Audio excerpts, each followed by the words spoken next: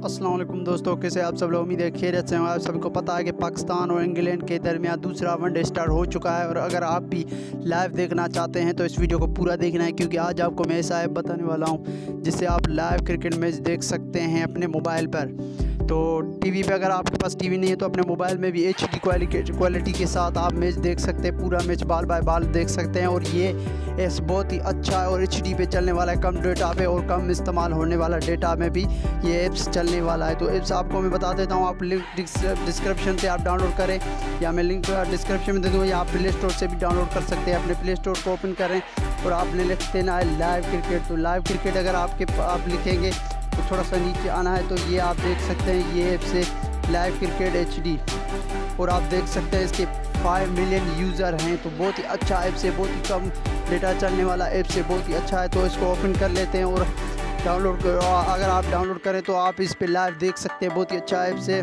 तो यहाँ वीडियो भी आप देख सकते हैं, इस पर हर मैच आता है बहुत HD के साथ।